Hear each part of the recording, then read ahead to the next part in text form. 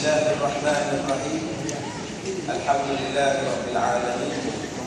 Wassalatu wassalamu ala Rasulillah wa ala alihi wa sahbihi ajma'in.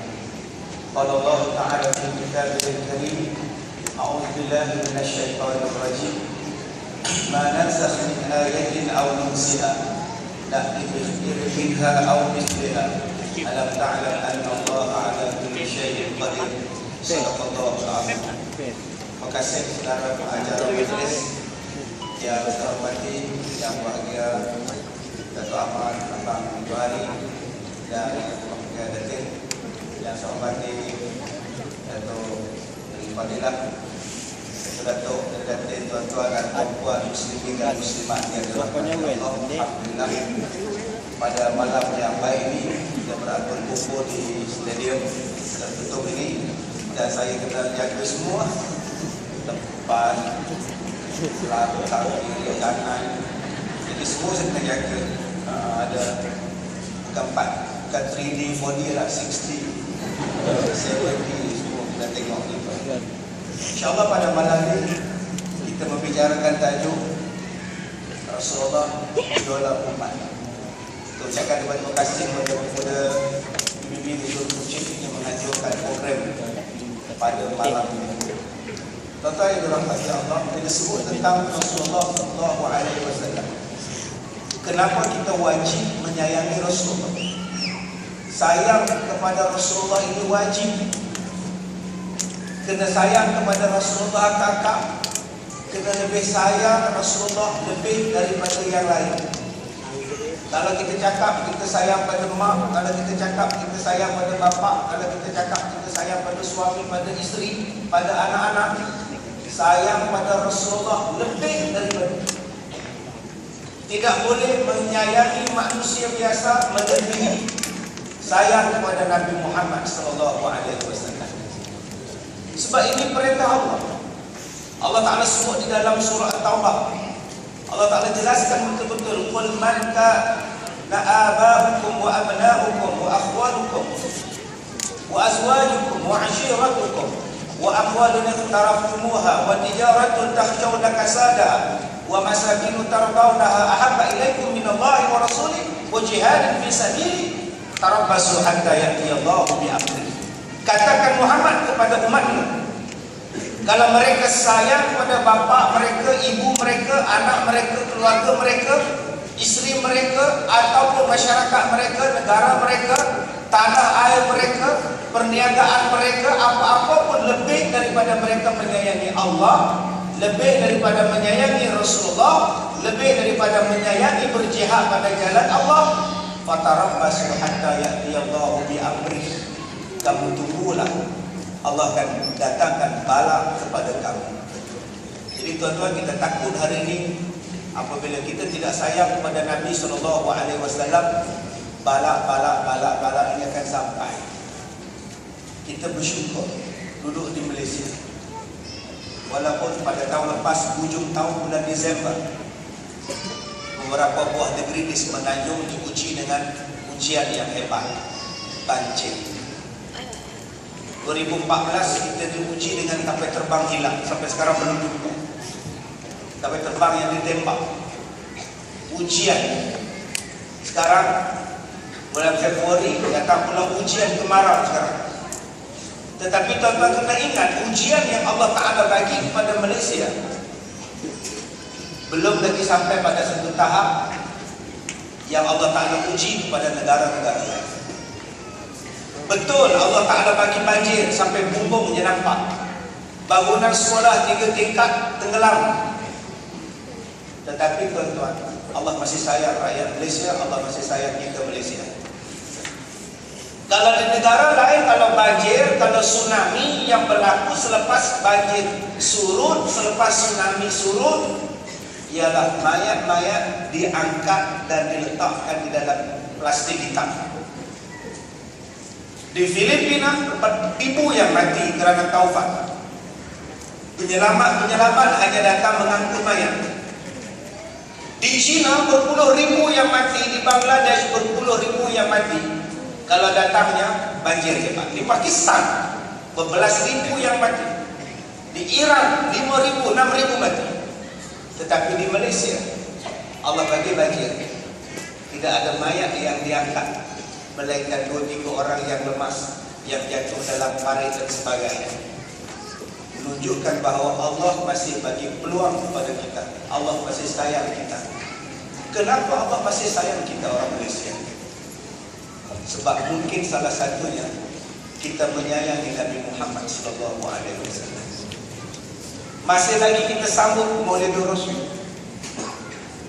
Masih lagi kita ingat Nabi Muhammad dalam diri kita. Masih lagi dalam jiwa kita, tuan-tuan, hari ini anak-anak muda, jiwanya jiwa cinta pada Rasul, cinta Rasul, cinta Rasul. Tuan-tuan, kalau dulu yang memenuhi dewan macam ini ialah konsert rock. Dulu. Tetapi sekarang yang memenuhi stadium macam ini ialah ceramah agama. Yang memenuhi stadium macam ini ialah qasidah.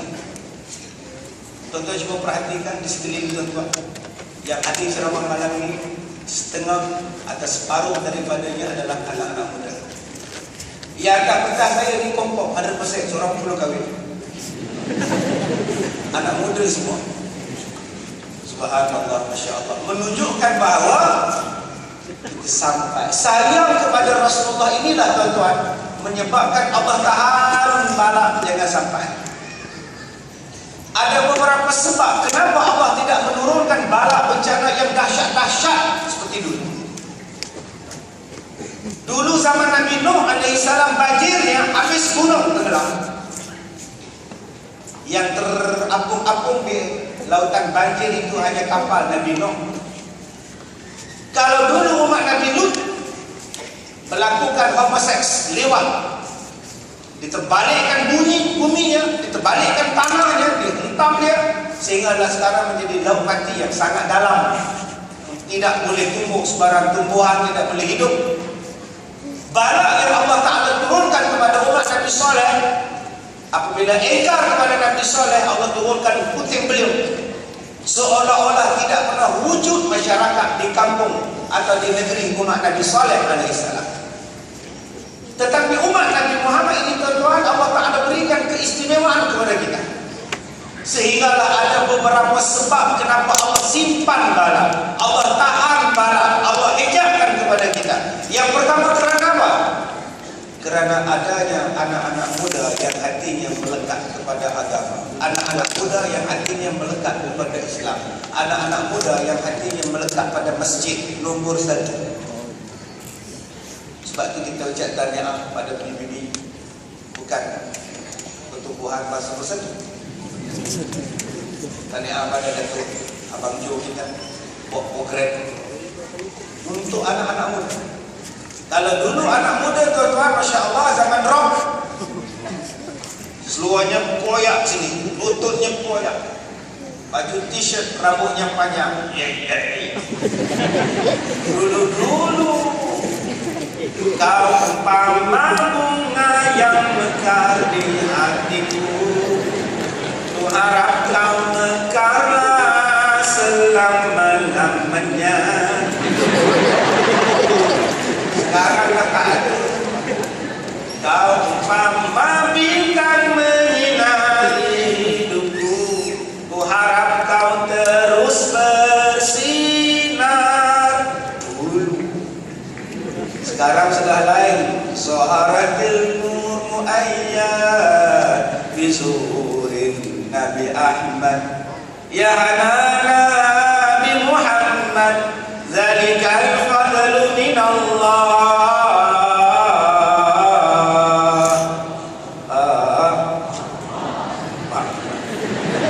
Saya tak suruh sambung, dia orang ini sambung. Bukan setakat dia orang yang sambung, yang dalam gelap di belakang rumah. Ya hanana, ya hanana, sambung. Yang belakang pun sambung, yang dalam gelap, yang di luar stadium pun sambung. Ya hanana, ya hanana. Isterinya cubit tinggalnya, mana nak pisang.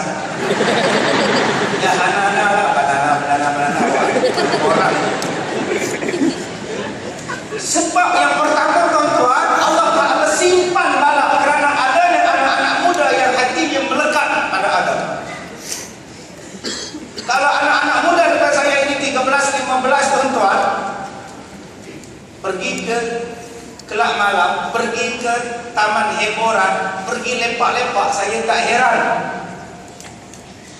Sebab itu budaya mereka, anak-anak muda. Tetapi kalau anak-anak muda boleh duduk bersila depan saya, entah apa dia buat, saya pun tak tahu. Ada talqin ke, ada tahlil ke apa, doa selamat ke apa. Ini luar biasa, tuan-tuan tahu. Ini luar biasa. Malam ini ada mentor legend akhir. Tapi anak-anak tuan-tuan, anak-anak muda tuan-tuan berada bersama dengan legend berceramah. Itu masuk bangku tau. Nombor dua, apa sebab Allah Ta'ala simpan bala? Sebab orang-orang tua yang hatinya melekat kepada masjid. Masya Allah. Orang-orang tua yang bangunnya pukul 4 pagi. Di Sarawak bangun awal sikit sebab subuhnya awal. Di Semenanjung subuhnya agak lewat, maka bangunnya pun lewat. Pukul 4 pagi sudah bangun. Allahu Akbar, Allahu Akbar. Pergi azan subuh. Pergi buka pintu, buka tingkap, buka lampu, buka kipas, dia sembahyang. Allahu Akbar. Seorang dia sembahyang, dua orang dia sembahyang. Pukul 4 pagi. Allah. Orang lain sedang tidur. Orang lain sedang enak-enak dibuai mimpi. Dia pula Allahu Akbar. Seorang-seorang dia salah. Masya Allah. Orang ini hebat. Tengah-tengah dia solat, tiba-tiba dia bunyi. Siapa pula itu? Misalnya apa? Habis-habis salam terus balik lari cabut. Isteri tanya, kenapa Pak balik? Semua masuk. Hantu saya kata. Bro, dengan hantu pun takut. Astagfirullahaladzim. Saya dah pesan pada kakak abang, jangan takut dengan hantu. Relax, brother. Hantu pun makhluk Allah. Saya cakap pada tuan-tuan, kalau dalam rumah kita pukul 2 pagi, 1 pagi dengar orang basuh kain dekat bilik mandi kita, jangan takut. Siapa yang basuh kain tu abang? Kita pakai washing machine. Apa pula yang pakai baju kita basuh kain terus membasuh kita terus sekali? Mama, jangan takut. Pergi cakap dia dekat dia, buka dia pintu bilik mandi, cakap dekat dia. Kalau bil air naik bulan ni siapa? Allah, tidak ada bulan dia jawab, ya, dah, pengsan terus itu. Tuan-tuan tak ada apa. Orang tua yang hatinya melekat ni, ibu-ibu, makcik-makcik, subhanallah, naik 3 anak tangga ni pun, 4 anak tangga ni pun sakit. Ni, geris dah habis. Aduh, naik anak tangga berhenti satu, aduh. Naik anak tangga berhenti, aduh, ya Allah. Tapi tetap sampai ke masjid, Allah kesian orang macam ini. Allah simpan bala jangan sampai. Ada orang yang datang ke masjid, apa dia bawa? Kerusi. Begini bawa kerusinya. Oi. Mana tu paman? Tak sembahyang. Bawa kerusi sampai sembahyang. Allah sediakan kerusi, Masya Allah.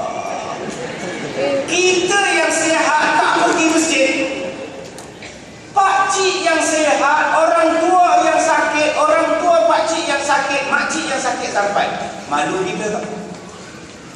Malu. Ada orang yang musuh tuan-tuan bila semayang duduk tepi dinding ni. Bila dia nak bangun daripada semayang, sujud, pegang dinding dia. Allah. Ada dinding. Ada setengah dia pula semayang hujung sekali. Dia kata tak ada orang.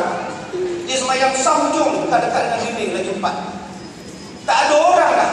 Tiba-tiba tuan-tuan tak boleh bangun, ada orang yang masuk. Dia nak bangun, dia pegang orang. Bukan dinding lah, dia pegang orang. Allah, orang semua dorong. Subhanallah, menyesal aku sebayang orang tu. Ini sebab yang kedua, kenapa Allah Ta'ala simpan bala kepada kita. Pertama, kerananya ada anak-anak kita yang hatinya cinta pada agama, sayang pada Islam. Yang kedua, yang melekatnya hati orang-orang tua kepada masjid. suka kepada masjid, pergi sembahyang berjamaah, hujan ke, ribut ke, tetap di sembahyang. Yang ketiga, kerana apa Allah simpan balak supaya jangan turun?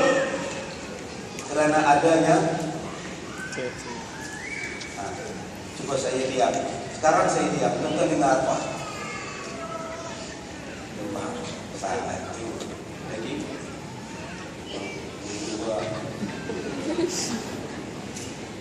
lagi kerana adanya ibu-ibu yang menyusukan anak-anak kecil, Allah kesian, Allah beri prihatin, kesian kepada ibu-ibu yang menyusukan budak-budak. Akak-akak, abang-abang, ucaplah terima kasih pada isteri-isteri kita yang menyusukan anak. Kerana mereka menyusukan anak itu, Allah kesian, Allah sayang, Allah ni rahmat dan rahim. Rahman dan rahim. Bismillahirrahmanirrahim.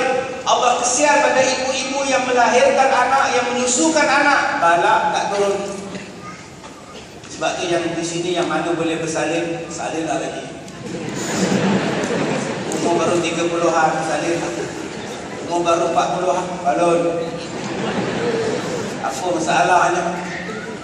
2 hari lepas, waktu maghrib, datang satu perempuan rumah saya. Elok saya nak keluar pergi masjid, dia datang nak jumpa dengan isteri saya. Saya tanya pada dia, ini anak yang keberapa? Ini yang ke-11. Ini yang ke-4. Setiap tahun seorang anak. Astagfirullahaladzim, hajinya kamu anak. Seorang setahun. Asal sentuh jadi, asal jadi sentuh. Sabar je lah. Dengan sebab adanya orang-orang yang menyusukan anak macam ini, ya Allah, orang yang menyusukan anak, mana tidur lena? Tidurnya tak lena. Mengandung boleh lena lagi, tapi bila dah melahirkan anak, pukul 1 bangun, pukul 12 bangun, anak menangis. Anak menangis, tukar lampin. Nanti anak menangis, nak nenek. Ya Allah. Yang bangunnya siapa? Mak. Bapak cuma buat bahasa isyarat.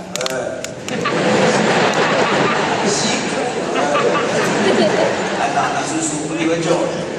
Yang bancunya mak, dibawa je botol susu. Matanya pejam tau. Ni kenapa? Bila masa mata dia buka, bila dia dah gede, aduh! Dia buka.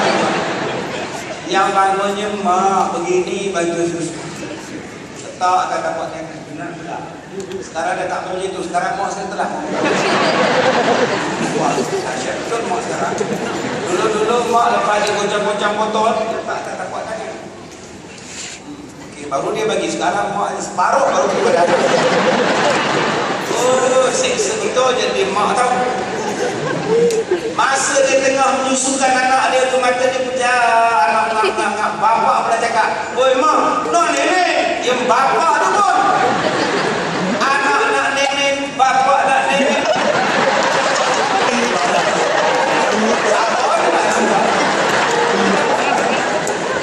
Jadi ibu-ibu yang menyusukan anak, yang jaga anak, Allah kesian. Ya, cuba tengok ibu anak besar, dia nak mana bawa anak tu, cuba tengok. Bisa apa je lah. Anak nak berak laku, ya Allah sabar. Sebab itu tuan-tuan, Allah Ta'ala sebut dalam Quran, wa'ashiruhunna bil ma'ruf. Allah suruh kita layan isteri kita dengan baik, layan mak kita dengan baik, layan anak-anak dengan baik. Allah Ta'ala sebut Quran, wa fisaluhu fi amain. Susukan anak kamu 2 tahun. Masalah kita sekarang, kalau anak-anak yang kecil-kecil yang masih menyusu ibu, di mana tempat atau bilik untuk ibu menyusukan anak-anaknya? Pasar raya, berapa banyak pasar raya yang menyediakan tempat menyusu ibu? Masjid tidak ada tempat untuk menyusukan anak-anak tadi. Kita kena fikirkan tuan-tuan, hari ini Dewan Pada Raya Kuching pun terlibat dengan program malam ini. Dah sampai dah satu masa tuan-tuan, pasar raya, masjid, surau, sesen bas, sesen apa pun, sediakan tempat untuk perempuan-perempuan menyusukan anak. Ini bila nak menyusukan anak main selak aja. Anak menangis dekat supermarket, duduk tepi bujur, selak. Orang tengok ini. Astagfirullahaladzim. Pergi masjid tak ada tempat menyusu, pergi airport tak ada tempat menyusu. Yang herannya tempat rokok ada. Pergi airport tempat rokok ada, dia ada bilik khas lagi tempat. Kita kena buat sebab Allah Ta'ala kata, Nabi Muhammad kata, ibu-ibu yang menyusukan anak ini dirahmati mereka, dikasihani mereka, dengan sebab mereka bala tidak sampai kepada kita. Yang keempat, kenapa bala tidak sampai kepada kita? Kerana adanya binatang-binatang ternak yang meragu di rumput, yang meragu di padang. Lembu, kambing, tuan-tuan, Allah kesian binatang ini. Kalaulah tidak kerana benda ini, tuan-tuan, langit ini Allah jadikan besi, langit ini Allah jadikan besi, matahari duduk di tengah-tengahnya, kita ini akan mati terbakar kepanasan, tuan-tuan. Tetapi kerana adanya orang-orang dan makhluk yang saya sebutkan tadi, subhanallah, ini yang sama-sama kita kena fikir. Ya, tapi sayang, tuan-tuan, orang tidak menjaga binatang, orang tidak kisah dengan binatang. Sedangkan surah yang nombor 2 selepas surah Al-Fatihah ialah surah Al-Baqarah. Al-Fatihah, Al-Baqarah, Ali Imran, Al-Nisa. Nombor 2 selepas Fatihah Al-Baqarah menunjukkan bahawa Islam disuruh jaga pertanian, Islam menyuruh jaga peternakan, Islam menyuruh jaga hewan, Islam menyuruh jaga kita menjaga pertanian. Berapa banyak lagi nama-nama lain, tuan-tuan. Kenapa lembu diletakkan sebagai surah yang kedua? Tetapi kita jarang berfikir tentang binatang. Bila Allah Ta'ala sebut lembu betina, duduk surah nombor 2 selepas Al-Fatihah. Al-Fatihah apa maknanya? Orang kita faham Al-Fatihah ni kalau mati. Kalaulah saya meninggal dunia, nanti orang akan masukkan dalam surat khabar, Ustaz Kazim ni dia setelah meninggal dunia, kita sedekahkan Al-Fatihah. Oh, Fatihah itu untuk orang mati rupanya. Sebab tu ada orang takut pun nama anak dia Fatihah. Nama awak apa? Al-Fatihah. Bismillahirrahmanirrahim. Astagfirullahaladzim. Al-Fatihah, kenapa diletakkan surah yang pertama Al-Fatihah, sedangkan ayat yang awal-awal diturunkan ialah Iqra' bismi rabbikal ladzi khalaq. Iqra' itu surah pertama, ayat pertama. Tetapi letaknya Al-Fatihah yang pertama sebab gambaran kepada kita menyuruh umat Islam menjadi umat yang hebat, umat pembukaan, umat yang terawal, umat nombor 1. Tuan-tuan, walaupun kita ini di Sarawak mungkin tidak ramai orang Islam, tetapi itu tidak menghalang kita menjadi umat yang terbaik.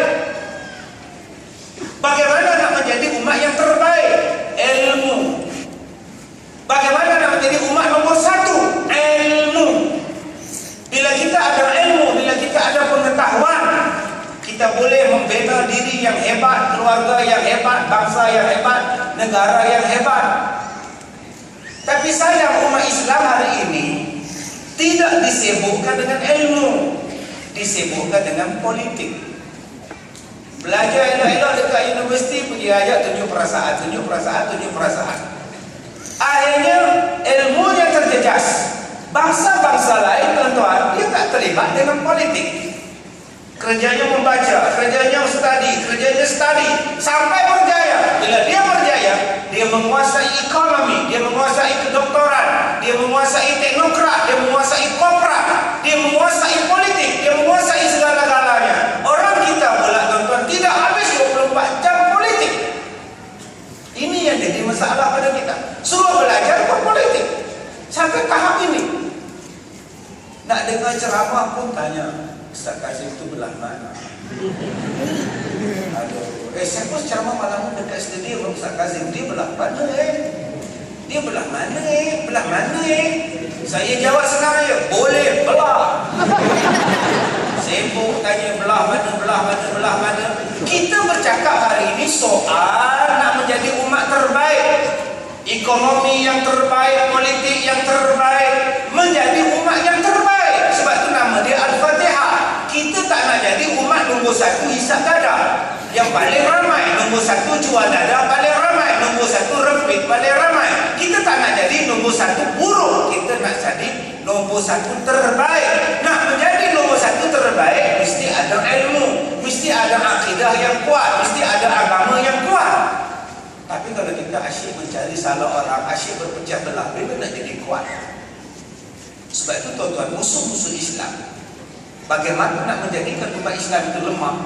Dia gaduh-gaduhkan umat Islam. Dia bagi umat Islam sibuk dengan politik 24 jam. Artinya ekonomi tak terjaga. Cuba tengok sekarang di negara-negara Timur Tengah. Negara-negara Timur Tengah habis. Mesir bergolak, Yaman bergolak, Libya bergolak, Syria bergolak, Iraq bergolak, Afghanistan bergolak, Jordan bergolak, habis bergolak. Apa yang boleh harap kepada negara-negara ini? Tidak ada lagi. Yang belum bergolaknya ialah kita, Malaysia. Sebab itu sudah ada usaha-usaha untuk membagi kita bergolak. Bergolak sesama Islam, bergolak dengan kaum-kaum lain. Kerana apabila berlaku pergolakan, bila berlaku pergaduhan, negara ini akan jatuh. Maka akan dilaga-lagakan. Bagaimana nak dilaga-lagakan? Nak dilaga-lagakan dengan Facebook. Nak dilaga-lagakan sekarang ini dengan apa? Dengan internet, dengan YouTube. Ini yang boleh bergaduh. Dengan fitnah, dengan apa-apa yang ada dalam ini, tuan-tuan, orang sudah mudah percaya. Sedangkan Allah berfirman, "In ja'akum fasiqun binaba'in fatabayyanu." Bila sesuatu orang yang membawa kabar kepada kamu orang fasik, siasat terlebih dahulu. Hari ini mana ada orang siasat? Apa yang dia baca dia percaya, apa yang dia baca dia percaya. Akhirnya jadi gaduh. Dia bagi kita bergaduh, sama-sama Melayu, sama-sama Islam. Kemudian dia laga-lagakan kita dalam bab resis. Saya baru ni tuan-tuan dapat anugerah, alhamdulillah, dari Yang di-Pertuan Agong hari Februari yang lepas. Semua surat khabar cerita saya dapat anugerah, padahal saya tumpang glamour Jackie Chan. Bukan sebab saya glamour pun, sebab Jackie Chan itu glamour. Saya hari Sabtu saya dipanggil ke istana untuk membuat rehearsal, full rehearsal. Saya duduk di atas kerusi saja, barisan saya nombor tepat sekali, sebelah kerusi saya kosong. Yang penerima utama 2 orang, penerima second utama 7 orang, 5 orang. Penerima yang ketiga saya yang ketiga. Yang ketiga saya memimpin. Di tah menghadap Ustaz Muhammad Kazim bin Ilyas, Encik Chang Songkang alias Jackie Chan, dan R. Gunaselan. Saya kata ada juga orang Malaysia nama Jackie Chan. Masih itu dia tak ada. Saya dengan Datuk Guna je ada. Saya pun jalan buat rehearsal dalam. Besoknya pukul 8.30 pagi saya pun sampai Balai Rong Seri. Kerusinya masih kosong. Saya pun lepak di situ terlihat. Tiba-tiba datang satu lelaki. Aku rasa macam kenal orang tu. Di mana ya? Rupanya betul Jackie Chan. Itu ya Allah, Jackie Chan. Patut semalam nama Jackie Chan. Saya pun cak tanya pada dia. Dia pun cak tanya pada saya. Elok dia masuk je tuan-tuan. Datuk semua tadi datang bergambar. Dalam istana tak boleh bergambar. Bentara dia garang tak boleh bergambar. Gila. Tetapi dia orang tak kira bentara, tak bentara. Dia orang datang ambil gambar dengan Jackie Chan sampai duduk atas ribut saya tu. Sekarang saya bangun, tak apalah. You duduk. Gambar. Bila dia orang sibuk ambil gambar dengan Jackie Chan, datang bentara datang. Tak boleh ambil gambar. Duduk. Datuk Seri, duduk. Akhirnya baru boleh duduk balik. Alhamdulillah. Bila saya dah duduk balik, masa itu bentara semua dah tak ada. Saya pun ambil handphone saya, Datuk, dah selfie. Masa itu saya selfie dengan dia. Pada bulan dia. Kawan-kawan, itu kejadian hari Ahad. Saya balik ke Ipoh pukul 7 malam di Lebuh Raya. Wartawan mula telefon. Ustaz, apa Ustaz yang buat dengan Jackie Chan? Apa Ustaz buat dengan Jackie Chan? Saya kata, memang kenapa apa lah. Ustaz tak ada ambil gambar dengan dia? Ada, saya selfie lagi. Ustaz boleh hantar tak? WhatsApp ke apa benda ke? Saya tak ada WhatsApp. Nanti saya masukkan dalam Facebook, awak ambil tak gambar pada Facebook. Itu yang keluar semua surat khabar. Pukul 7 petang, saya masukkan dalam Facebook. Besoknya hari Isnin pukul 7 petang, saya tengok 1.3 juta orang melihat gambar itu. Beratus ribu yang likesnya, beratus ribu yang komennya, beribu-ribu. Itu hari Isnin. Hari Ahad saya dapat Datuk. Hari Isnin tuan-tuan dah bising.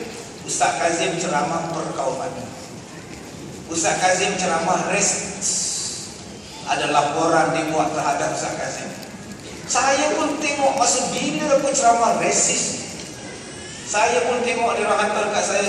Masa tu ceramah saya 6 atau 7 tahun dulu. Masa tu masih muda. Misal pun belum ada. Saya ketawa tuan-tuan. Masa bila saya resis? Saya bukan resis. Ceramah saya 1 jam 30 minit. Tetapi dia orang cuma petik 2 minit 10 saat. Dia kata Ustaz Kazim resis. Hari Isnin saya pergi Kuala Lumpur. Selepas saya duduk di Radio Perak, saya pergi KL. Saya balik rumah jam 4 pagi. Bila 4 pagi saya balik rumah, kerja saya apa buat? Saya tengok anak laki-laki saya. Nama dia Irham Tido. Masuk bilik anak perempuan saya yang kecil. Nama dia Waiman pun Tido. Saya masuk bilik kakak dia yang sulung 20 tahun. Saya tengok kakak dia tidur dengan baby. Barulah saya masuk bilik mak dia. Sama je lah kan. Jarang jumpa isteri. Kalau jumpa pun lepas kan. Sebab tu ada orang perempuan ajak saya kahwin. Dia kata, Ustaz, saya nak kahwin dengan Ustaz. Saya nak Ustaz ajar saya belajar dengan Ustaz. Sebab bila dia jadi isteri senang Ustaz. Saya cakap tak payah lah tak. Kalau nak belajar dengan saya, jadi anak murid saya. Sebab saya jumpa anak murid saya lebih kerap daripada saya jumpa isteri saya. Saya tanya pada isteri saya, bila budak tu sampai petang tadi, siapa budak yang tidur dengan anak perempuan saya? Budaknya umur 2 tahun. Dia anak Cina. Kakak dia 4 tahun pun anak Cina. Mereka anak angkat saya. Di mana resisnya saya kalau saya